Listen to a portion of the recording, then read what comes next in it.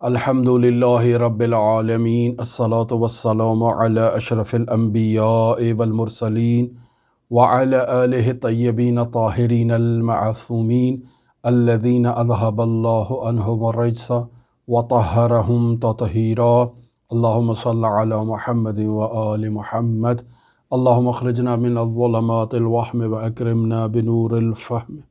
اللہم افتح علینا ابواب رحمتک وانشر علینا خزائن علومک برحمتک یا ارحم الراحمین اللہم صل علی محمد وآل محمد وعجل فرج قائم آل محمد۔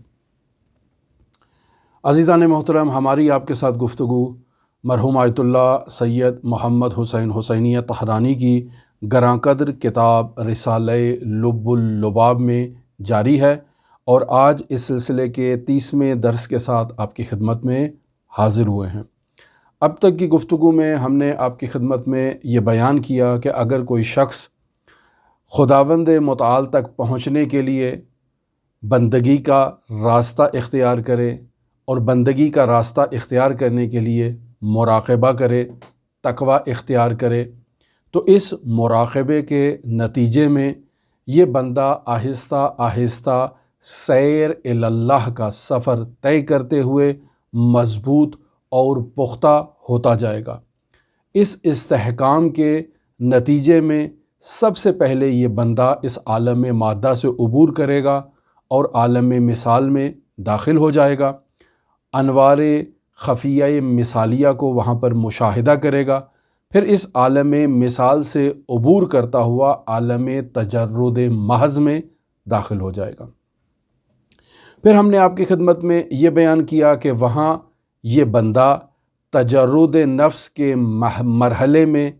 نفس کو ایک کلی صورت میں مشاہدہ کرے گا جو زمان اور مکان سے مافوق ہے۔ تفصیلی بحث اس سلسلے میں ہم نے آپ کی خدمت میں پیش کی، اور پھر عرض کیا کہ مرحوم آیت اللہ سید محمد حسین حسینیہ طہرانی اسی مرحلے کو ایک مثال کے صورت میں بیان کر رہے ہیں کہ آیت اللہ سید احمد کربلائی کے لیے تجرد نفس کا ایک واقعہ پیش آیا۔ اس واقعے کو بیان کرنے سے پہلے ہم نے آپ کی خدمت میں عرض کیا کہ ہماری بحث گزشتہ چند دنوں سے کافی سخت بحث چلتی آ رہی تھی، اور چونکہ آیت اللہ طہرانی نے یہاں پر مرحوم سید احمد کربلائی کا تذکرہ کیا جو مرحوم آیت اللہ علی قاضی طباطبائی رحمۃ اللہ علیہ کے گراں قدر استاد تھے، لہٰذا اس جلیل القدر عارف کی حالات زندگی بیان کیے جائیں اور پھر اس تجرد نفس کے واقعے کو آپ کی خدمت میں پیش کیا جائے جسے آیت اللہ طہرانی نے یہاں اس کتاب میں ذکر کیا ہے۔ ہم آج کا واقعہ بیان کرنے سے پہلے بھی ایک مقدمہ آپ کی خدمت میں بیان کرنا ضروری سمجھتے ہیں، اور یہ مقدمات جو ہم آپ کی خدمت میں بیان کرتے ہیں اس کی بنیادی وجہ یہی ہوتی ہے کہ ہمارے معاشرے میں یہ باتیں بہت کم بیان کی جاتی ہیں، اور چونکہ بہت ہی کم بیان کی جاتی ہیں تو ہمارے معاشرے میں وہ افراد کہ جو حوزہائے علمیہ سے وابستہ نہیں ہیں، یا وہ افراد جو حوزہائے علمیہ سے وابستہ بھی ہیں لیکن ان کا ان مطالب اور ان مباحث سے کوئی سروکار یا کوئی واسطہ نہیں رہتا، تو یقینی بات ہے کہ ان کے لیے ان اصطلاحات کو، ان الفاظ کو سمجھنا نہایت ہی دشوار ہے۔ لہٰذا ہمیں اپنی بات کو بیان کرنے سے پہلے مقدمے کا سہارا لینا پڑتا ہے تاکہ مطلب کو آپ کے اذہان عالیہ کے قریب کر سکیں۔ اور میں یہ بات عرض کرتا چلوں کہ اب تک وہ افراد کے جو علم فلسفہ یا علم عرفان کے خلاف مبانی اور نظریات کو پیش کرتے ہیں، اس کی بنیادی وجہ ایک یہی ہوتی ہے کہ وہ ان گراں قدر علوم کی اصطلاحات سے آشنا نہیں ہوتے ہیں، انہیں معلوم ہی نہیں ہوتا ہے کہ یہ کس زاویے میں اور کس جہت میں گفتگو کر رہے ہیں، لہٰذا وہ اپنے خام خیال کے مطابق بنائے ہوئے نظریے کو پہلے تبیین کرتے ہیں اور پھر اس کو رد کر دیتے ہیں، جبکہ نہ تو وہ علامہ طباطبائی نے کہا ہوتا ہے نہ وہ دوسری اہم شخصیات نے بیان کیا ہوتا ہے۔ لہٰذا حوزہائے علمیہ میں وہ افراد جو ناقد فلسفہ ہیں، ناقد عرفان ہیں، ان کو سب سے پہلے اس بات کی ترغیب دلائی جاتی ہے کہ دیکھو، آپ نے اگر فلسفہ نقد کرنا ہے، اگر آپ نے عرفان کو نقد کرنا ہے، تو اس کا بہتر راستہ یہ ہے کہ پہلے آپ فلسفے کو ایک فلسفے کے ماہر استاد کی خدمت میں بیٹھ کے پڑھو، اچھی طرح سے سمجھو کہ وہ کہنا کیا چاہ رہا ہے، اس کے بعد آؤ اور اس کو اچھی طرح سے نقد کرو۔ نقد کرنے میں کوئی عیب، کوئی اعتراض اور کوئی مشکل نہیں ہے، لیکن سمجھے بغیر نقد کرنا یہ بہت بری بات ہے۔ اور اسی طرح وہ افراد جو ناقدین عرفان ہیں، انہیں بھی یہی کہا جاتا ہے کہ آپ آئیں، پہلے ان عرفانی مطالب کو ایک ایسے استاد کی خدمت میں تحصیل کریں، پڑھیں کہ جنہوں نے خود اس مطالب کو سمجھا ہو، اسے سمجھ آئے گی تو وہ آگے اپنے شاگردوں کو وہ مطلب نقل کرے گا۔ ہمارے یہاں پر بعض شخصیات ایسی ہیں کہ جو نقد کرتی ہیں، فلسفہ عرفان کو رد کرتی ہیں، لیکن وہ ایک ایسے مطلب کا رد پیش کرتے ہیں کہ جو نہ تو کسی فیلسوف نے بیان کیا ہوتا ہے اور نہ ہی کسی عارف نے۔ کیوں؟ چونکہ وہ ان اصطلاحات سے آشنا ہی نہیں ہوتے، ان کو سمجھ ہی نہیں آ رہا ہوتا کہ یہ کیا کہنا چاہ رہے ہیں، اور وہ خود سے ایک چیز اپنے اذہان میں گھڑ لیتے ہیں اور پھر اس گھڑی ہوئی چیز کو رد کرنا شروع کر دیتے ہیں۔ میں ایک یہاں پر واقعہ آپ کی خدمت میں نقل کرتا چلوں، رہبر انقلاب اسلامی حضرت آیت اللہ العظمیٰ سید علی خامنئی زیدہ عزہ العالی سے متعلق ہے۔ وہ فرماتے ہیں کہ جب میں حوزہ علمیہ مشہد مقدس میں زیر تعلیم تھا تو ایک ایسے استاد کی خدمت میں فلسفہ پڑھنے کے لیے جاتا تھا جو خود فلسفے کا ناقد تھا۔ تو مجھے کسی نے مشورہ دیا کہ آپ اس کے پاس جو فلسفہ پڑھنے کے لیے جاتے ہیں تو یہ تو پہلے سے ہی فلسفے کا مخالف ہے، یہ آپ کو فلسفہ کیا سمجھائے گا؟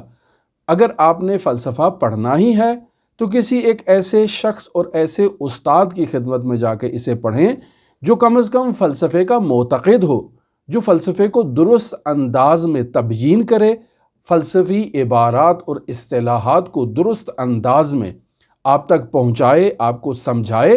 پھر اس کے بعد آپ کسی ایسے شخص کے پاس جا سکتے ہیں جو اس فلسفے کو نقد کرے اور رد اس کا پیش کرے، لیکن اسے پڑھے بغیر، اسے سمجھے بغیر ایک ناقد فلسفہ کے پاس اگر جائیں گے تو یہ آپ کے لیے نقصان دہ ہے، چونکہ یہ علم آپ کو درست انداز میں منتقل ہی نہیں کر پائے گا۔ لہٰذا اس دن سے میں نے یہ فیصلہ کیا کہ ایک ایسے شخص کی خدمت میں جا کر ان علوم کو سیکھوں، اور ایسا ہی انہوں نے اپنی زندگی میں کیا۔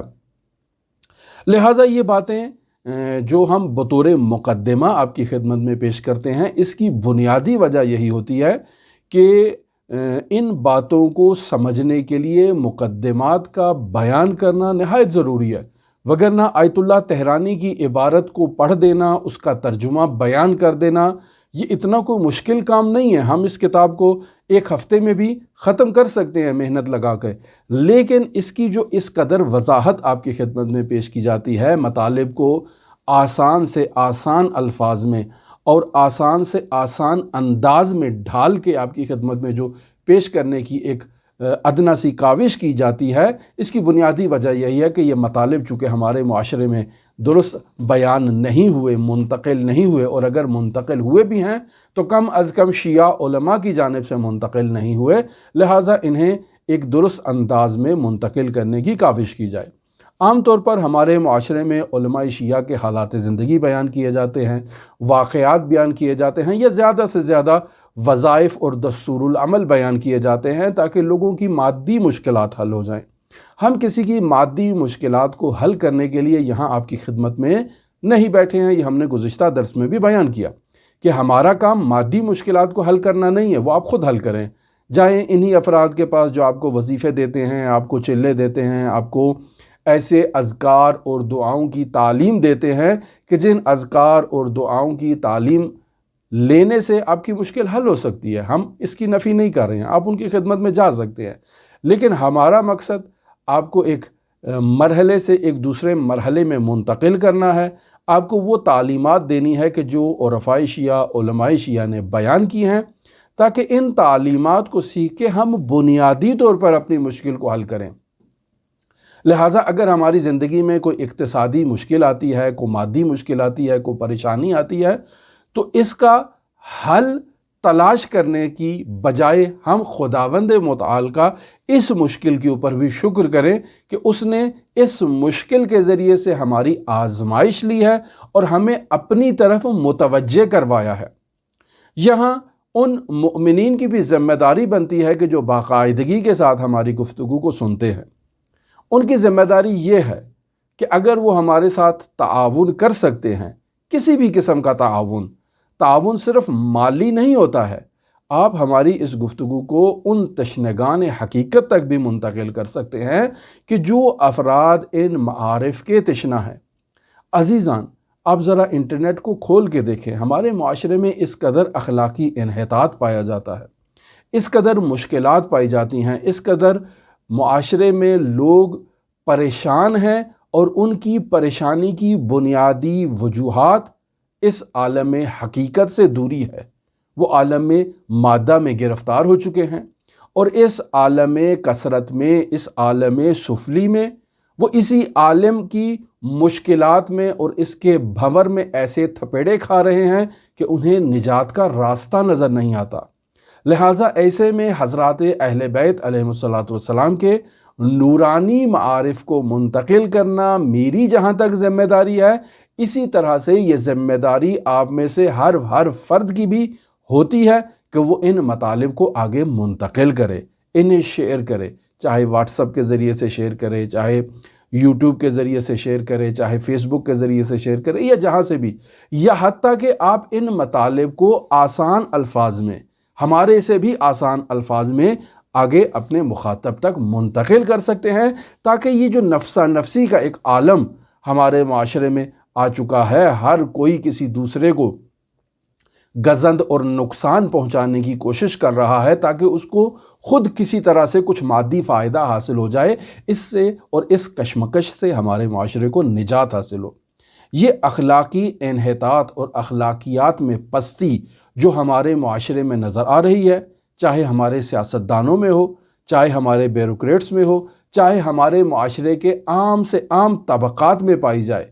یہ اخلاقی انحطاط اور پستی جو ہے وہ اس کا واحد راستہ یہی ہے کہ یہ معارف اہل بیت علیہم السلام منتقل کیے جائیں۔ کیوں؟ چونکہ ہم ایک ایسے امام کی نگری میں بیٹھے ہیں کہ جن کا یہ نورانی فرمان ہے کہ رحم اللہ عبدا احیا امرنا۔ 8ویں امام فرماتے ہیں کہ خداوند متعال اس عبد پر اپنی رحمت کی بارش نازل فرمائے جو ہمارے امر کو زندہ کرتا ہے۔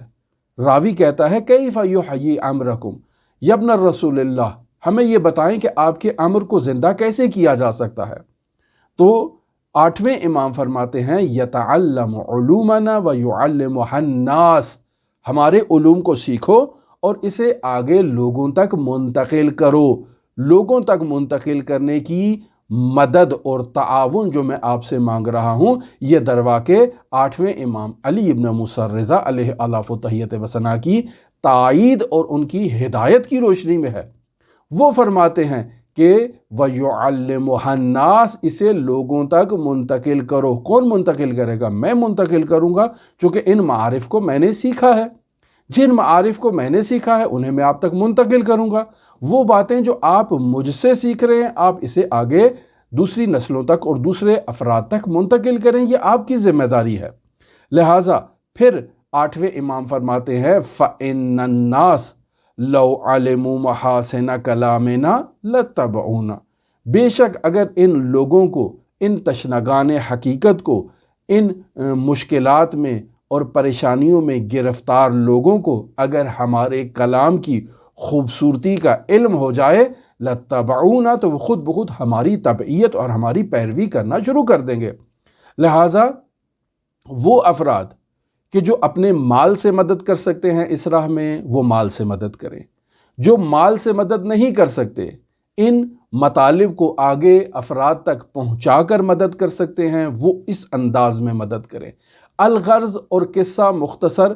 دام درہم قدم سخن، ہر انداز سے معارف اہل بیت علیہم السلام کی نشر و اشاعت صرف میرا وظیفہ نہیں، آپ سب کا بھی وظیفہ ہے۔ اور یہ ضروری نہیں کہ آپ سب صرف اور صرف ہمارے اس مودت میڈیا کے ساتھ تعاون کریں، بلکہ جہاں کہیں بھی آپ کو کوئی ایسا ذریعہ ملتا ہے کہ جس ذریعے سے آپ معارف اہل بیت کی نشر و اشاعت کر سکتے ہیں، اپنا کردار اس میں ادا کریں۔ اور کردار خود تبلیغ ہے۔ آپ آل محمد علیہ الصلوۃ والسلام کے معارف کو سیکھیں اور 8ویں امام کی فرمائش کے مطابق وَيُعَلِّمُهَا النَّاسَ کا مصداق بنیں، یعنی ان معارف کو لوگوں تک منتقل کریں۔ فَإِنَّ النَّاسَ لَوْ عَلِمُوا مَحَاسِنَ كَلَامِنَا لَاتَّبَعُونَا، کہ بے شک اگر لوگوں کو ہمارے کلام کے محاسن اور خوبصورتی کا علم ہو جائے تو وہ خود بخود ہماری تبعیت اور ہماری پیروی کریں گے۔ کیا آپ نے نہیں دیکھا کل کے روز اور کل کے درس میں ہم نے آپ کی خدمت میں مرحوم آیت اللہ سید احمد کربلائی سے متعلق ان کے وظائف کو بیان کیا۔ ہم نے ان 7 وظائف میں آخری مطلب آپ کی خدمت میں جو بیان کیا وہ یہ ہے کہ ایک سالک، ایک عارف ہر لمحہ خود کو خداوند متعال کی بارگاہ میں حاضر سمجھے اور یہ یقین رکھے کہ خداوند متعال میرے پاس موجود ہے، مجھے خداوند متعال کی قدرت نے، خداوند متعال کے الطاف نے اور عنایات نے اپنے احاطے میں لے رکھا ہے۔ میں ہر وقت حضرت بقیت اللہ، حضرت امام زمان عجل اللہ تعالی فرجہ الشریف کی عنایت کے ذریعے سے زندگی بسر کر رہا ہوں۔ کیوں؟ چونکہ حضرت امام زمان عجل اللہ تعالی فرجہ الشریف ہی وہ ہستی ہیں کہ جو خالق کے درمیان اور بندہ حقیر کے درمیان ایک واسطے کا کردار ادا کر رہی ہیں۔ اور اگر حضرت امام زمان عجل اللہ تعالی فرجہ الشریف کی ذات گرامی واسطہ فیض نہ ہو تو یہ زمین اپنے اہل کو اپنے اندر نگل لے گی۔ لولا الحجت لساخت الارض علی اہلہا، اگر حجت امام وقت امام زمان نہ ہو تو یہ زمین اپنے اہل کو اپنے اندر نگل لے گی۔ وہی ہے جو واسطہ فیض ہیں امام زمان اور امام زمان عجل اللہ تعالی فرجہ الشریف کو یاد رکھنا، ان کے لیے دعا کرنا اور ان کے لیے سورہ اخلاص کی تلاوت کرنا اور انہیں ہدیہ کرنا، یہ ہم سب کی اخلاقی ذمہ داری ہے کہ انسان جس منعم سے نعمات کو وصول کر رہا ہے اس کا شکر ادا کرنا، یہ انسان کی عقلی اور اخلاقی ذمہ داری بھی ہے۔ لہٰذا حضرت امام زمان عجل اللہ تعالی فرجہ الشریف کی معرفت حاصل کی جائے اور اسی طرح ان نورانی معارف کو سیکھ کر اس بات تک پہنچا جائے کہ کیسے ہم حضرت امام زمان عجل اللہ تعالی فرجہ الشریف کی معرفت حاصل کر سکتے ہیں، کس طرح ہم خداوند متعال کی معرفت حاصل کر سکتے ہیں، کس طرح سے ہم اس عالم مادہ سے نکل کر عالم مثال اور پھر عالم مثال سے اوپر والے عوالم یعنی عالم نفس اور اس سے اوپر والے عوالم میں داخل ہو سکتے ہیں، اور کیسے خداوند متعال کی اسماء و صفات کے عالم سے گزر کے اوپر والے مراحل میں خداوند متعال کا جمال کا مشاہدہ کر سکتے ہیں۔ لہٰذا یہ ایک سالک کی ذمہ داری ہے۔ تو یہاں آیت اللہ طحرانی ایک واقعہ نقل کر رہے ہیں مرحوم سید احمد کربلائی سے متعلق کہ انہوں نے نفس کی حقیقت مجردہ کو مشاہدہ کیا۔ لہٰذا اصطلاح کو بیان کرنے سے پہلے ایک مقدمہ جس کا میں نے وعدہ کیا آپ سے اول گفتگو میں، اس مقدمے کو آپ کی خدمت میں پیش کرتا ہوں۔ یہاں آیت اللہ طحرانی ایک لفظ استعمال کر رہے ہیں اور وہ ہے نور اسفہبد۔ سوال یہ پیدا ہوتا ہے کہ نور اسفہبد کیا چیز ہے؟ ظاہری بات ہے نور تو نور ہے، نور کو سمجھنا اتنا ہمارے لیے دشوار نہیں، چونکہ یہ کلمہ ایک ایسا کلمہ ہے جو عام اصطلاح میں استعمال ہوتا ہے، لیکن اسفہبد کا کلمہ بہت کم ہم نے سنا ہے، اس کے لیے ہمیں ڈکشنری کی طرف رجوع کرنا پڑے گا۔ لیکن ایک ایسا کلمہ جو ہمارے معاشرے میں بہت زیادہ استعمال ہوتا ہے اور وہ کلمہ ہے سپہ سالار کا۔ آپ میں سے ہر آدمی چیف آف آرمی اسٹاف کو پہچانتا ہے کہ بھئی وہ ہمارے ملک کی اور ہماری مسلح افواج کے سپہ سالار ہیں۔ ہر ملک میں ایک سپہ سالار ہوتا ہے جو اس ملک کی مسلح افواج میں ہیڈ کمانڈ کا درجہ رکھتا ہے اور وہ پورے ملک کی حفاظت اور امنیت اور اس کی سیکیورٹی، اس کی پاسداری کا محافظ ہوتا ہے اور ذمہ دار ہوتا ہے۔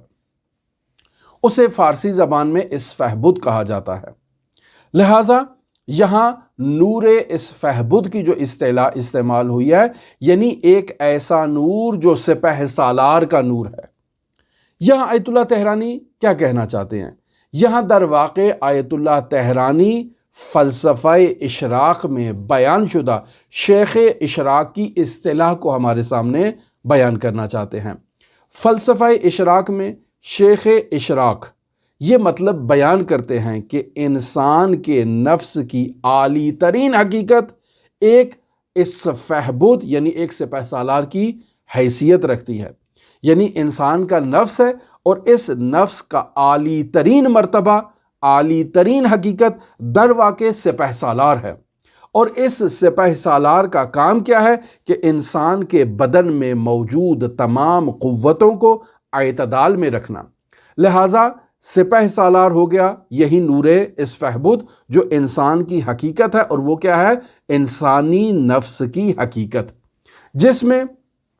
انسانی نفس میں جو قوتیں پائی جاتی ہیں، مثلا حواس خمسہ ظاہریہ ہے، حواس باطنیہ ہے، یہ جو حواس پائی جاتی ہیں یہ نفس اور اس کی تمام قوتیں ایک قلعے کے اندر زندگی بسر کر رہی ہیں۔ جیسے آپ دیکھیں کہ ایک لشکر ہے، اس لشکر کو اور اس کے تمام سپاہیوں کو اور اس مملکت میں رہنے والے تمام انسانوں کو ایک باؤنڈری کے اندر جو ہے وہ رکھ دیا جاتا ہے، جسے ملک کی سرحد کہا جاتا ہے۔ یہاں سپہ سالار کا کام کیا ہے کہ اس ملک کی سرحد کی بھی حفاظت اس نے کرنا ہے، اور اس ملک کے نظام کو، اس ملک کے استحکام کو بچا کے رکھنا ہے، اور اس ملک کو تقسیم ہونے سے اور ہر قسم کی بیرونی اور اندرونی آفتوں سے اس نے سپہ سالار نے اس مملکت کو محفوظ رکھنا ہے۔ یہاں سوال یہ پیدا ہوتا ہے کہ ہمارے پاس اس نفس کے لیے مملکت کیا ہے؟ تو شیخ اشراق یہ کہنا چاہ رہے ہیں کہ یہ جو مادی بدن آپ میرا مشاہدہ کر رہے ہیں، یہ بدن جو ہے یہ اس ملک کی سرحد ہے، اور اس ملک کا ایک قلعہ ہے کہ جس قلعے کے اندر یہ تمام قوتیں موجود ہیں۔ اور سیاسی کا کلمہ استعمال کیا، یعنی سیاسی بدن، یعنی بدن کی تمام قوتیں، اور اس کا تعارف کروا رہے ہیں شیخ اشراق رحمۃ اللہ علیہ اس انداز میں، اور یہ بیان کرنا چاہتے ہیں کہ سب سے پہلے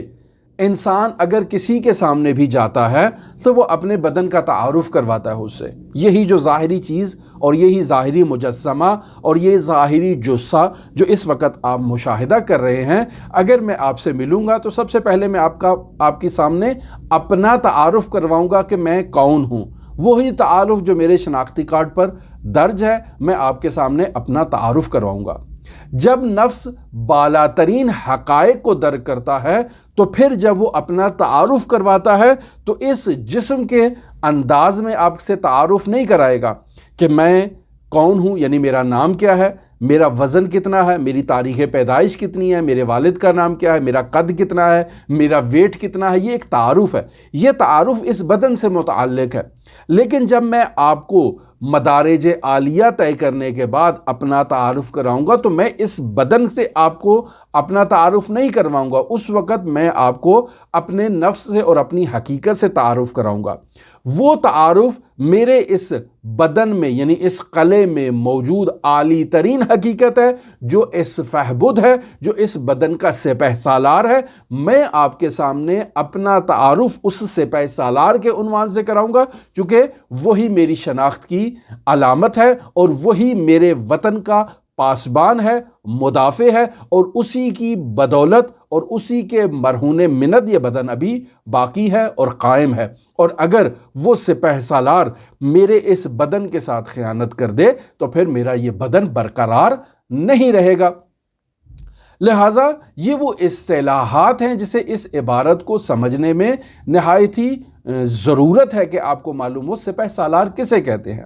یہاں ایک سوال پیدا ہوتا ہے کہ سپہ سالار تو ہمیں سمجھ میں آ گیا، اب یہ سوال پیدا ہوتا ہے کہ نور کیوں کہا ہے شیخ اشراق نے اس سپہ سالار کو، اور اس اسفہبد کو نور سے کیوں تعبیر کیا ہے۔ یہاں پر شیخ اشراق کی دوسری جو ایک نظریہ ہے اور آئیڈیالوجی ہے اسے آپ کی خدمت میں بیان کرنا چاہتا ہوں۔ شیخ اشراق کی نظر میں اور ان کا یہ نظریہ ہے کہ تمام موجودات عالم جو اس دنیا میں پائی جاتی ہیں ان کی حقیقت ایک نور ہے۔ تمام موجودات نور ہیں اور ہر موجود کی حقیقت نوری خصوصیت کی حامل ہے، یعنی خود وہ حقیقت اور وہ موجود جو ہے اپنی حقیقت کے ساتھ ظاہر ہے اور دوسروں کو اظہار کر رہی ہے، دوسروں کو بھی ظاہر کر رہی ہے۔ کیوں؟ چونکہ ہم نے نور کی جو تعریف کی ہے اس نور کی تعریف میں یہی جو ہے وہ تعریف پائی جاتی ہے، اور ہر وہ چیز جو اس نور کا مصداق بنے گی اس میں یہ تعریف کا ہونا اور اس خصوصیت کا ہونا نہایت ہی ضروری ہے۔ الظاہر بذات والمظہر لغیر، نور کسے کہتے ہیں؟ نور ایک ایسی حقیقت کو کہا جاتا ہے جو خود فی ذات ہی ظاہر ہے اور اپنے ظہور میں کسی کی محتاج نہیں ہے، خود ظاہر ہے اور دوسروں کے ظہور کا انتظام فراہم کر رہی ہے اور دوسروں کو ظاہر کر رہی ہے۔ شیخ اشراق اس بات کے معتقد ہیں کہ اس عالم کا تمام نظام نور پر قائم ہے اور نور ہی کی بدولت جو ہے وہ نظام چل رہا ہے، اور بطور خاص عالم مافوق مادہ یعنی اس عالم سفلی سے جب آپ باہر نکلیں اور عالم علوی میں داخل ہوں یعنی عالم مافوق مادہ میں داخل ہوں تو وہ عالم جنبہ نوری رکھتا ہے، نوری پہلو رکھتا ہے، خود ظاہر ہے اور دوسروں کو روشن کرنے کا کردار ادا کرتا ہے۔ لہٰذا اس مطلب پر بھی آپ کی توجہ ہونا ضروری ہے۔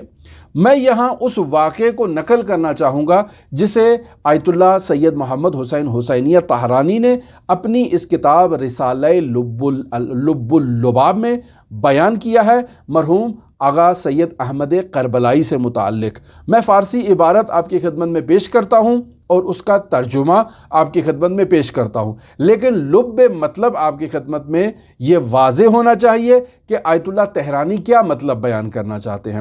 آیت اللہ طہرانی یہ بات بیان کرنا چاہتے ہیں کہ ایک سالک جب تہذیب نفس اختیار کرتا ہے، جب تقوی اختیار کرتا ہے، مراقبہ کرتا ہے، تو اس مراقبے کے نتیجے میں اس کا نفس آہستہ آہستہ مضبوط ہوتا جاتا ہے، اور اس مضبوطی اور استحکام کے نتیجے میں یہ سالک کا نفس جو ہے وہ عالم مادہ سے عبور کر کے عالم مثال میں داخل ہوتا ہے، اور عالم مثال سے داخل ہو کر یہ آگے کے مراحل میں جاتا ہے اور عالم تجرد محض تک پہنچ جاتا ہے۔ وہاں جا کے سالک نفس کو ایک مرحلہ کلی میں مشاہدہ کرتا ہے، ایک ایسے مرحلے میں اپنے نفس کو مشاہدہ کرتا ہے جو مافوق زمان و مکان ہے۔ یعنی آیت اللہ طہرانی یہ کہنا چاہ رہے ہیں کہ سالک وہاں نفس کو ایک کلی حقیقت میں مشاہدہ کرتا ہے، اور وہ کلی حقیقت نور اسفہبد کی حیثیت رکھتی ہے، یعنی سپہ سالار کے نور کی حیثیت رکھتی ہے جو خود فی ذات ہی ظاہر ہے اور اپنے وجود میں پائی جانے والی تمام طاقتوں کو ظاہر کر رہی ہے، روشن کر رہی ہے اور ان کے اظہار کا سبب بن رہی ہے۔ لہٰذا فارسی میں عبارت جو آیت اللہ طہرانی نے بیان کی اس پر توجہ کریں۔ فرماتے ہیں از مرحوم آغا سید احمد کربلائی رضوان اللہ علیہ کہ از شاگردان معروف و مبرز مرحوم آخوند بودند، یعنی نقل است۔ یعنی کیا کہنا چاہ رہے ہیں کہ مرحوم آغا سید احمد کربلائی جن کے حالات زندگی گزشتہ 2 روز سے میں آپ کی خدمت میں بیان کر رہا ہوں، اور یہ بیان کیا ہے کہ مرحوم سید علی قاضی طباطبائی رحمۃ اللہ علیہ کے گراں قدر استاد ہیں، یہ ان کے بارے میں کہہ رہے ہیں کہ از شاگردان معروف و مبرز مرحوم آخوند بودند، یعنی یہ مرحوم کربلائی مرحوم ملا حسین قلی حمدانی، یعنی جو آخوند کا کلمہ استعمال کیا ہے مرحوم آخوند، ان کی مراد مرحوم آخوند سے ملا حسین قلی حمدانی ہے کہ جو تمام عرفاء کے استاد ہیں، ان کے یہ شاگرد ہیں۔ تو مرحوم سید احمد کربلائی سے یہ بات نقل ہے کہ فرمودند کہ انہوں نے اس بات کو بیان کیا ہے اپنی آپ بیتی اور اپنے حالات زندگی سے متعلق۔ مرحوم سید احمد کربلائی کہتے ہیں کہ روزی در جائی استراحت کر دے بودم، کہ میں ایک روز ایک جگہ پر کہیں بیٹھ کر آرام کر رہا تھا، کسی مارا بیدار کر دی، یعنی کسی نے مجھے اس خواب سے اور اس نیند سے بیدار کیا۔ یہاں پر در واقع آیت اللہ احمد کربلائی ایک مکاشفے کا ذکر کرنا چاہ رہے ہیں کہ میں ایک روز سو رہا تھا، کسی نے مجھے اس عالم استراحت سے اور اس خواب سے بیدار کیا اور مجھے کہا اگر میخواہی نور اس فہبدیے را تماشا کنی از جائی برخیز۔ مجھے کسی نے اس عالم مکاشفہ میں ایسے تعلیم دی یا ایسے مجھے کہا کہ اگر تم نور اس فہبدیہ کو دیکھنا چاہتے ہو تو فوراً اٹھ جاؤ یہاں سے، اب بیدار ہو جاؤ اور نور اس فہبدیہ کا مشاہدہ کرو۔ کون سے نور اس فہبدیہ؟ یعنی اسی سپہ سالار کے نور، یعنی نفس کو اسی حقیقت کلیہ میں مشاہدہ کرنا جو مافوق زمان و مکان ہو۔ تو آیت اللہ طحرانی کہتے ہیں وقتی چشم گشودم، یعنی جب میں نے اپنی آنکھوں کو کھولا تو دیدم نوری بی حد و انداز مشرق و مغرب عالم را فرا گرفته است، تو میں نے ایک ایسے نور کو مشاہدہ کیا جو مشرق اور مغرب تک بالکل پھیلا ہوا ہے اور تمام عالم کو اس نے اپنی لپیٹ میں لے رکھا ہے۔ یہاں آیت اللہ طحرانی ایک دعائیہ کلمات کو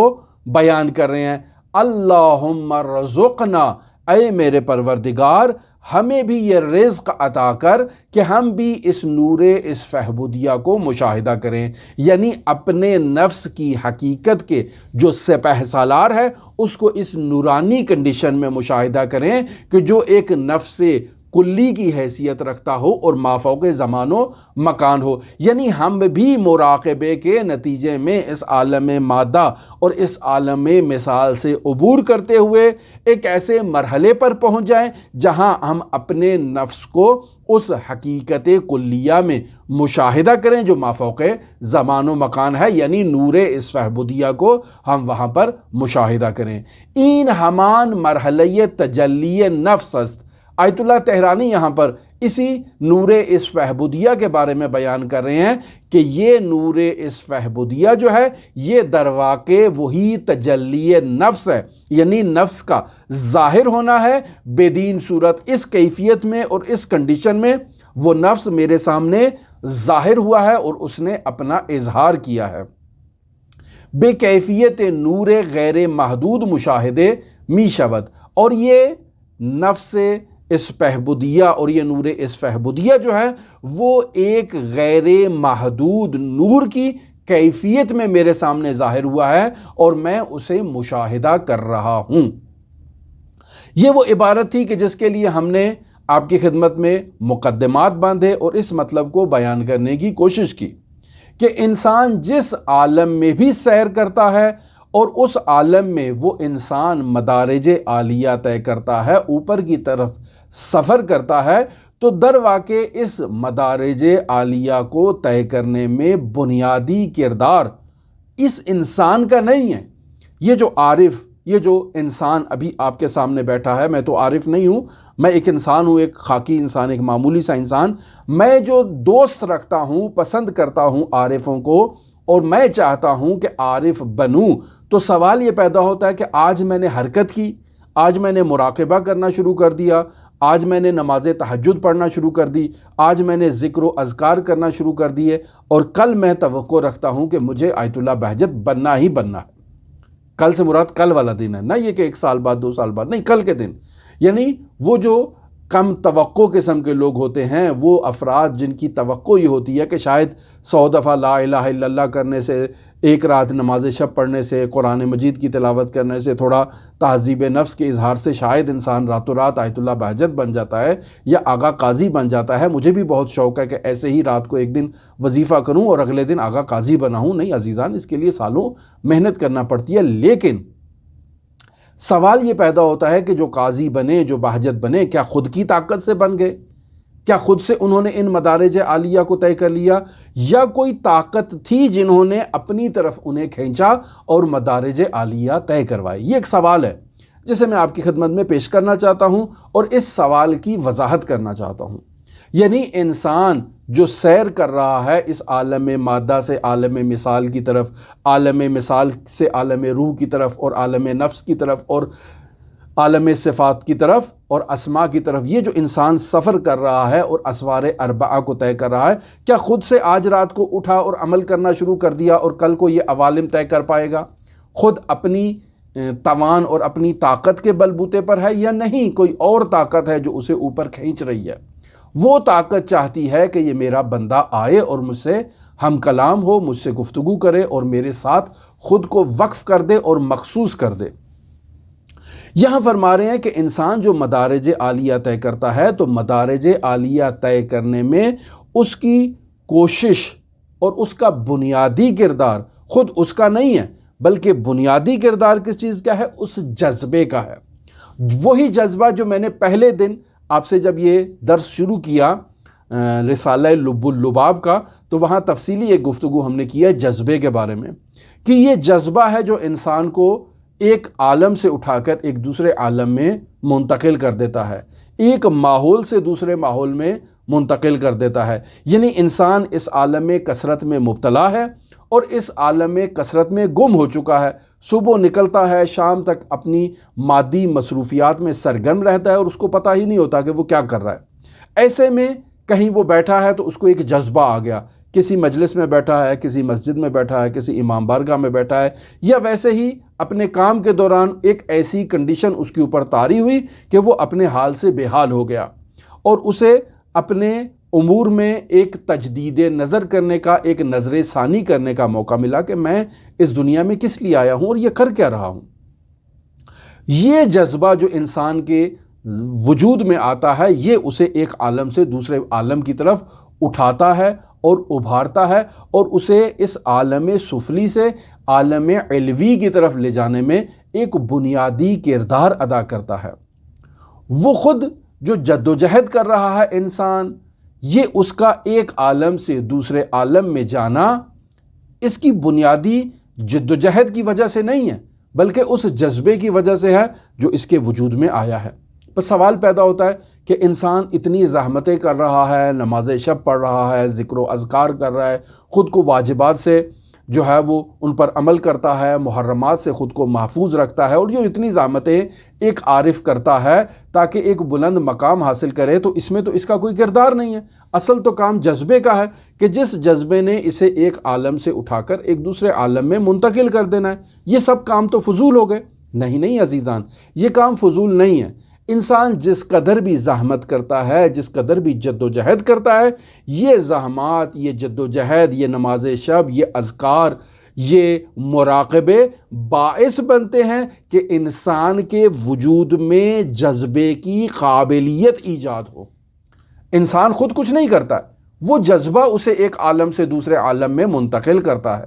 انسان صرف اپنے وجود میں لیاقت اور صلاحیت ایجاد کرتا ہے ان اعمال کے ذریعے سے۔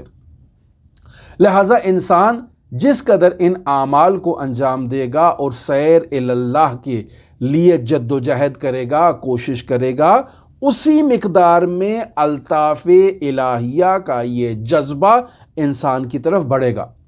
اللہ جس انسان پر اپنا لطف کرنا چاہتا ہے اسے خداوند متعال یہ توفیق عطا کرتا ہے کہ وہ رات کو اٹھے، خداوند متعال سے ہم کلام ہو، خداوند متعال کی عبادت کرے، اپنے وجود میں قابلیت ایجاد ہو، قابلیت کے ایجاد کے نتیجے میں اس تک خداوند متعال کا جذبہ پہنچتا ہے اور وہ جذبہ اسے ایک عالم سے دوسرے عالم میں منتقل کر دیتا ہے۔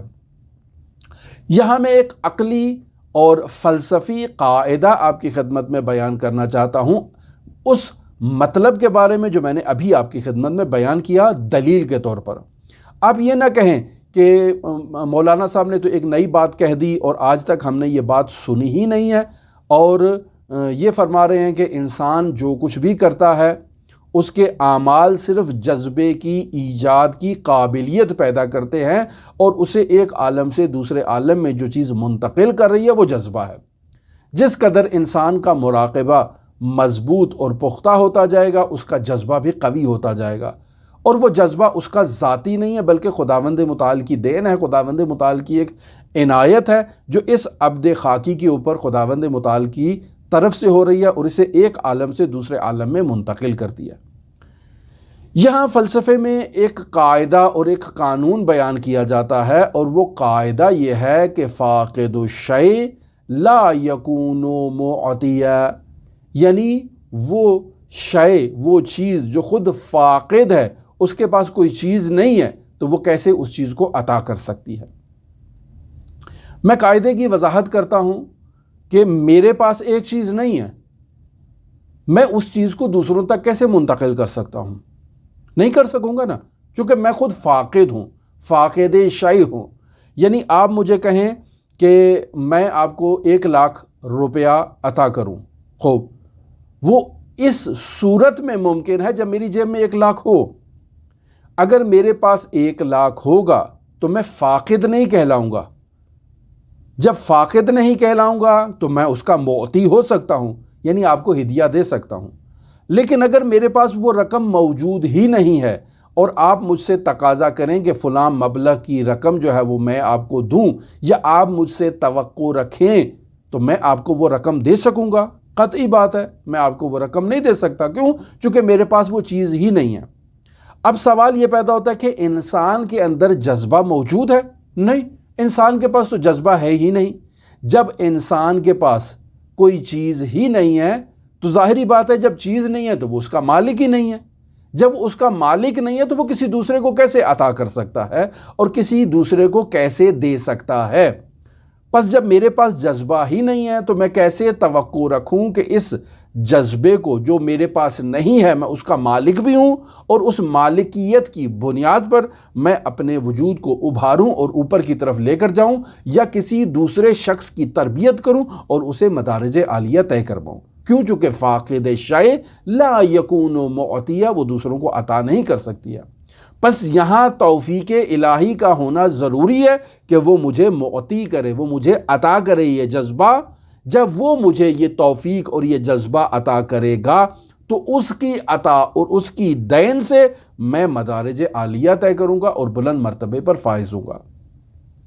جب میں اس کی عنایت سے بلند مرتبے پر فائز ہوں گا تو دوسروں کی بھی مدد کر سکتا ہوں۔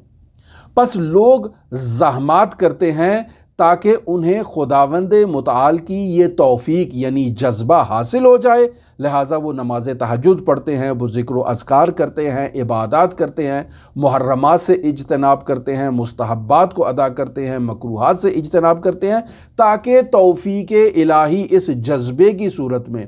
ان کے وجود میں شمع جلائے، اور آہستہ آہستہ اس شمع کا نور جو ہے وہ قوی ہوتا جائے، مضبوط ہوتا جائے، اور اسی کی بدولت جو ہے وہ انسان کو یہ توفیق حاصل ہو جو جذبے کی ابتدائی کنڈیشن میں، اور مضبوط ہو کے انسان جو ہے وہ بلند مدارج کو طے کر سکے۔ اب سوال یہ پیدا ہوتا ہے کہ سالک کے پاس تو جذبہ نہیں ہے،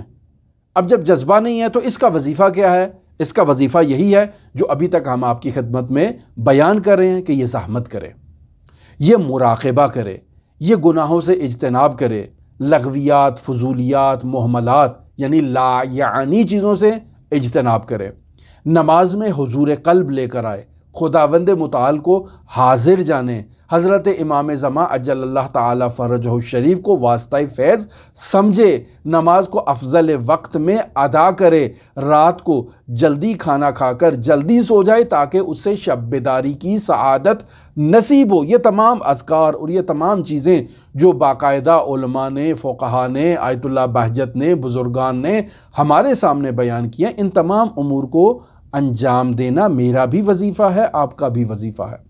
جب ہم ان امور کو انجام دے رہے ہیں تو جس قدر ان میں پختگی آئے گی ہمارے لیے جذبے کی سعادت نصیب ہوگی۔ یہی جذبہ ہمیں ابھارے گا کہ ہم ایک عالم سے دوسرے عالم کا سفر کریں اور ان مدارج کو طے کریں۔ بس یہاں آپ ایک نقطے کی طرف توجہ کریں کہ سالک مشاہدہ کرتا ہے خداوند متعال کے اسماء کو اور خداوند متعال کی صفات کو، اور اس کے لیے یہی مراحل طے کرنا ہے جو ہم نے آپ کی خدمت میں بیان کیے کہ ان مراحل کو طے کرتے کرتے انسان میں جذبے کی کنڈیشن ایجاد ہوتی ہے، اور جذبے کی بدولت انسان ایک عالم سے دوسرے عالم میں چلا جاتا ہے اور وہاں مشاہدہ کرتا ہے اسماء صفات باری تعالیٰ کو۔ اب یہاں آیت اللہ تہرانی کی میں عبارت آپ کی خدمت میں نقل کرتا ہوں، توجہ فرمائیں، جو میں نے مطلب بیان کیا آیت اللہ تہرانی اسی مطلب کی طرف اشارہ کر رہے ہیں۔ فرماتے ہیں از این مرحلے کے می گزرت، یعنی سالک جب عالم مادہ سے عبور کرتے ہوئے، عالم مثال سے عبور کرتے ہوئے نفس کو کلی حقیقت میں مشاہدہ کرتا ہے، اور پھر اس مرحلے سے گزرتے ہوئے سالک سعادت مند در اثر اہتمام امر مراقبے بے تناسب ہمان عوالم علوی بے مقتضیات آن منازل و مراحل موفق می گردد کہ بے صفات باریرہ مشاہدے نمایت۔ یعنی آیت اللہ تہرانی یہاں پر کہنا چاہ رہے ہیں کہ سالک اسی مراقبے کے نتیجے میں سعادت مند ہوتا ہے، اور یہ مراقبے میں پختگی لانے کے نتیجے میں اس عالم سفلی سے عبور کرتے ہوئے عوالم علوی میں داخل ہو جاتا ہے۔ اب عالم سفلی کیا ہے؟ عالم مادہ ہے، اور عالم مادہ کے تناسب سے عوالم علوی کیا شمار ہوگا؟ سب سے پہلے عالم مثال ہے، اور پھر خود عالم مثال جو ہے وہ عالم سفلی کہلائے گا، اور اس عالم مثال سے اوپر عالم روح، عالم نفس جو ہے وہ اس کے لیے عالم علوی کہلائے گا، اور پھر خود عالم نفس اور عالم روح جو ہے وہ عالم سفلی کہلائے گا، اور اس سے مافوق جو عالم ہے عالم اسماء و صفات باری تعالی وہ عالم علوی کہلائے گا، اور پھر یہ اسماء و صفات کا عالم جو ہے وہ عالم سفلی کہلائے گا، اور اس سے اوپر ذات باری تعالی، اور پھر وہ تمام عوالم جو ہم آپ کی خدمت میں بیان کر چکے ہواہوت والے مراحل کو۔ خوب، یہاں پر کیا کہنا چاہ رہے ہیں آیت اللہ تہرانی؟ آیت اللہ تہرانی کہہ رہے ہیں کہ از این مرحلے کے میں گزرت، سالک اس مرحلے سے جب گزرتا ہے تو پھر یہ سعادت مند ہو جاتا ہے، در اثر اہتمام در امر مراقبے، اور مراقبے میں شدت لانے کے نتیجے میں بے تناسب ہمان عوالم علوی، یعنی جس عالم علوی میں یہ سالک موجود ہوتا ہے اس عالم علوی کے مناسبت سے اور اس مراحل میں جو تقاضے پائے جاتے ہیں یہ منازل کو طے کرتا ہے، مراحل کو طے کرتا ہے، اور طے کر کر کے ایک ایسے نتیجے پر پہنچتا ہے کہ موفق می گردد، یہ کامیاب ہو جاتا ہے کہ صفات باری تعالی را مشاہدے نمایت، یہ حق متعال کی صفات کو مشاہدہ کرتا ہے۔ اور ہم پہلے ہی آپ کی خدمت میں بیان کر چکے ہیں کہ اسماء و صفات جو ہیں وہ خود ذات باری تعالی نہیں ہے، یہاں پر مغالطے سے کام نہیں لینا ہے۔ لہٰذا عالم علوی یہی اوپر والا عالم ہے، اور عالم سفلی ہم نے عرض کیا کہ یہی عالم مادہ ہے۔ اب جب ایسا ہے تو مراقبہ انسان کو عوالم علوی میں اس کی مقتضیات کے مطابق ہوتا ہے۔ جب ایک سالک ایک عالم سے دوسرے عالم میں چلا جاتا ہے اور پیچھے مڑ کے دیکھتا ہے تو اسے نظر آتا ہے کہ اس کی تمام زندگی لغویات میں گزری ہے، محملات میں گزری ہے، اباطیل میں گزری ہے، اور فالتو زندگی گزری ہے، اور وہ اس مراحل کو دیکھ کر استغفار کرتا ہے خداوند متعال کی بارگاہ میں۔ لہٰذا یہاں آپ کی خدمت میں رسول خدا صلی اللہ علیہ وآلہ وسلم کا ایک نورانی کلام ذکر کرنا چاہتا ہوں، جسے بعض علماء نے بیان کیا، بعض علماء نے اس میں تردید کی اور اسے رد کر دیا۔ یعنی وہ علماء جنہوں نے اسے بیان کیا وہ عارف مزاج تھے، جنہوں نے رد کیا وہ کہتے ہیں کہ ہمیں یہ حدیث نظر ہی نہیں آئی ہے منابع روائی میں۔ اور وہ حدیث کیا ہے؟ فرماتے ہیں رسول خدا صلی اللہ علیہ وآلہ وسلم حسنات الابرار سیئات المقربین، یعنی ابرار کی حسنات اور نیکیاں مقربین کے لیے کیا ہوتی ہیں؟ گناہ ہوتی ہیں، اور وہ سیئہ شمار ہوتی ہیں۔ میں نے دیکھا ایک جگہ پر مرحوم شہید مرتضیٰ مطہری نے اس مطلب کو ذکر کیا اور کہا کہ مجھے منابع روائی میں یہ حدیث نہیں ملی ہے، اور اس دور میں جس دور میں شہید مطہری اس بات کا ذکر کر رہے ہیں، تو کثرت مطالعے کے نتیجے میں انسان اور کثرت اشتغالات اور مصروفیات کے نتیجے میں بس اوقات انسان کے ذہن سے ایک مطلب نکل جاتا ہے اور اسے وہ چیز نظر نہیں آتی ہے۔ لیکن آج کل الحمدللہ اس قدر ترقی ہو چکی ہے اور اس قدر جو ہے وہ احادیث کو باقاعدہ سافٹ ویئر میں ڈھال دیا گیا ہے، اور انسان کے لیے دشواری ہی نہیں ہے، فوراً ایک بٹن دبائے تو اس کے سامنے سارا ڈیٹا کھل کے آ جاتا ہے۔ تو آج کل کے دور میں احادیث کو تلاش کرنا زیادہ دشوار نہیں ہے۔ انسان مختلف کتابوں سے متعلق جو سافٹ ویئر ہیں ان کو تہیہ کر لے، یا آج کل انٹرنیٹ پہ بھی بہت سے سافٹ ویئر موجود ہیں، مثلا جامع الاحادیث کا سافٹ ویئر ہے، نور کے سافٹ ویئر موجود ہیں۔ انسان کوئی بھی حدیث کو اگر تلاش کرنا چاہے، جستجو کرنا چاہے اور وہ منابع میں موجود ہو تو اسے آسانی سے کہیں نہ کہیں وہ چیز اس کتاب میں مل جائے گی، مگر یہ کہ آپ ایک ایسی حدیث کو تلاش کرنا چاہ رہے ہیں جو کسی ایسی کتاب میں ہے جس کا آج تک سافٹ ویئر ہی نہیں بنا، تو پھر آپ خود زحمت کریں اور اس کا سافٹ ویئر تدوین کریں۔ مثلا یہ حدیث جو ہم آپ کی خدمت میں نقل کر رہے ہیں، کشف الغمہ فی معرفت الائمہ، جلد نمبر 2 صفحہ نمبر 254 میں درج ہے۔ حدیث نمبر بھی اس کا میں نے تحریر کیا ہے لیکن ضرورت نہیں ہے، یا بہار الانوار کی جلد نمبر 25 میں صفحہ نمبر 205 پر حدیث نمبر جو ہے نا یہ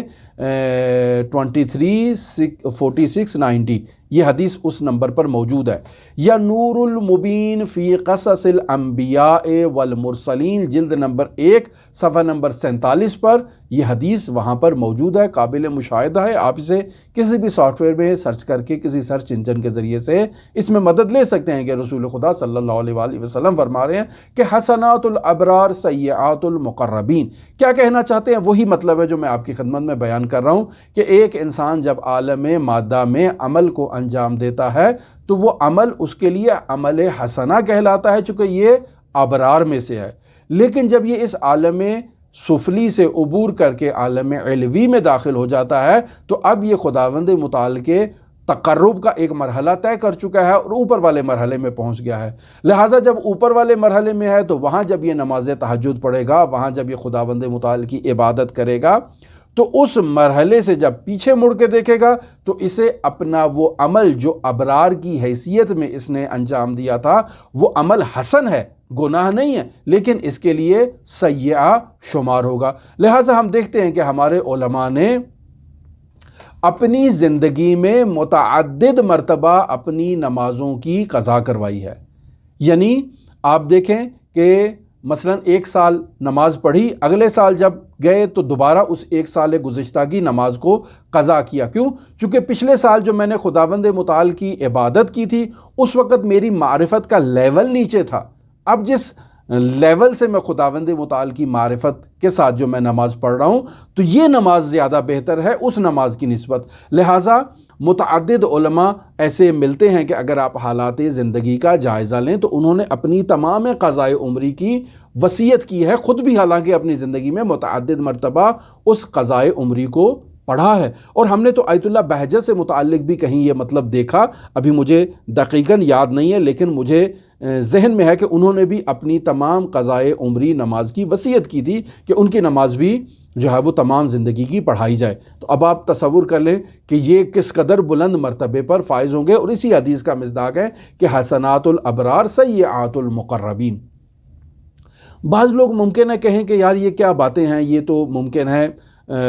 نادرست سی لگتی ہیں، ایسے کیسے ہو سکتا ہے؟ دیکھیں عزیزان، انسان ایمان کے مراحل اور مراتب جب طے کرتا ہے تو جس قدر یہ انسان خداوند متعال کا تقرب اختیار کرتا جاتا ہے، مدارج سے اوپر چلتا جاتا ہے، مراحل میں ارتقاء اختیار کرتا جاتا ہے، تو پیچھے مڑ کے جب دیکھتا ہے تو اس کو اپنا عمل قبیح نظر آتا ہے۔ کیا اس کی کوئی مثال ہے؟ ہاں، کیوں نہیں ہے، بالکل واضح ہے۔ میں جب پہلی کلاس میں پڑھتا تھا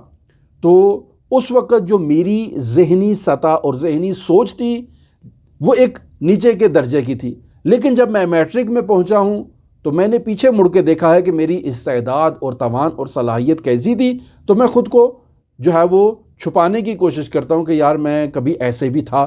کبھی میری یہ پوزیشن بھی تھی۔ تو اس وقت مجھے اپنی وہ پوزیشن پہ شرم آئے گی کہ میں جب تھا تو میری اس وقت تعلیمی پوزیشن کیا تھی، استاد ہر روز مارتا تھا، املا میں نہیں لکھ کے آتا تھا، غلطیاں کس قدر ہوتی تھیں، سکول سے بھاگ جایا کرتا تھا، یا وغیرہ وغیرہ۔ تو انسان جب اپنی زندگی میں پیچھے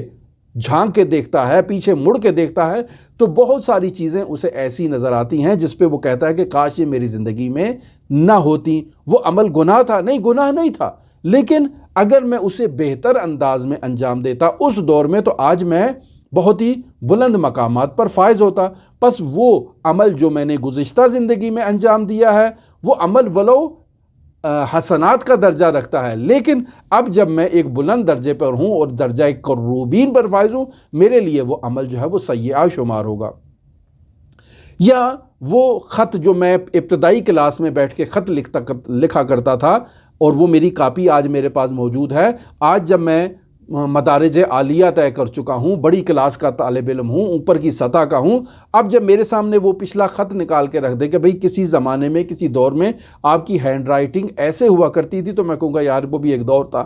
اور مجھے اس ہینڈ رائٹنگ پہ اپنے اوپر جو ہے نا وہ شرم آئے گی کہ کاش میں میٹرک میں محنت کر لیتا، کاش میں 9th میں محنت کر لیتا، اپنے خط میں استحکام لے آتا۔ تو اس قسم کے مسائل ہیں کہ انسان جب پیچھے مڑ کے دیکھتا ہے تو اسے عام روٹین لائف میں بھی اپنا گزشتہ عمل جو ہے وہ نادرست نظر آتا ہے، قبیح نظر آتا ہے، اور اب انسان اس کے بارے میں تجدید نظر کرتا ہے۔ لہٰذا یہ حدیث بالکل درست ہے، انسان جب مدارج عالیہ طے کرتا ہے تو پیچھے والے مدارج میں اسے ایسے مشاہدہ ہوتا ہے۔ تو انسان جب اس عالم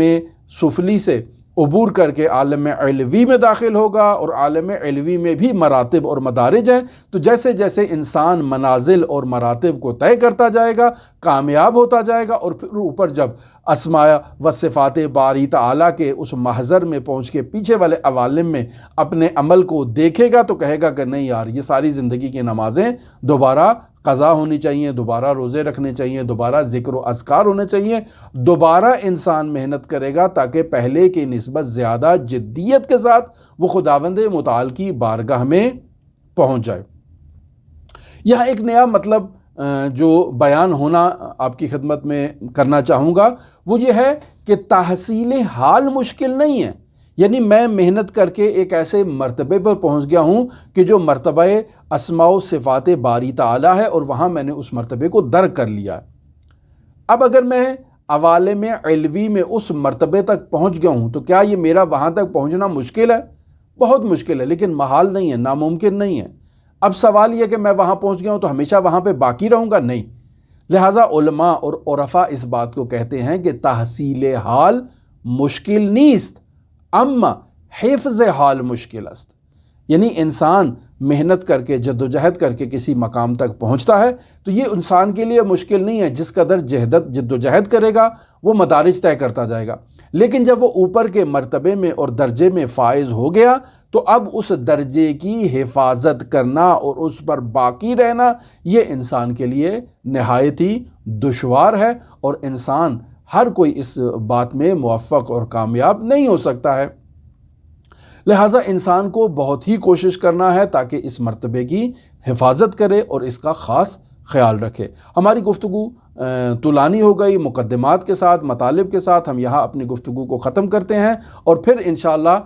خلاصے کے ساتھ دوبارہ اس گفتگو کو اور اگلے مراحل کو آپ کی خدمت میں بیان کریں گے، اور آیت اللہ طہرانی کی عبارت آپ کی خدمت میں پیش کریں گے۔ ہماری دعا ہے کہ خداوند متعال اس ادنا سی قلیل سی کاوش کو اپنی بارگاہ میں قبول و مقبول فرمائے۔ خداوند متعال اپنی معرفت کے خزانے ہمارے اوپر کھول دے۔ خداوند متعال ہمیں وہ جذبہ عطا کرے کہ جس جذبے کی بدولت ہم ان عوالم کے سفر کو طے کرتے ہوئے مدارج عالیہ طے کریں۔ خداوند متعال ہمیں توفیق عطا فرمائے تاکہ ہم حضرت علی ابن موسیٰ رضا علیہ آلاف و تحیت و ثنا کی نورانی بارگاہ میں حضرت کی قدم بوسی کرنے کی سعادت حاصل کریں، اور پھر حضرت کی عنایت کے نتیجے میں حضرت کے معارف کو آگے منتقل کرنے کی حضرت ہمیں توفیق عطا فرمائے۔ اللہم صلی علی محمد و آل محمد وعجل فرج قائم آل محمد۔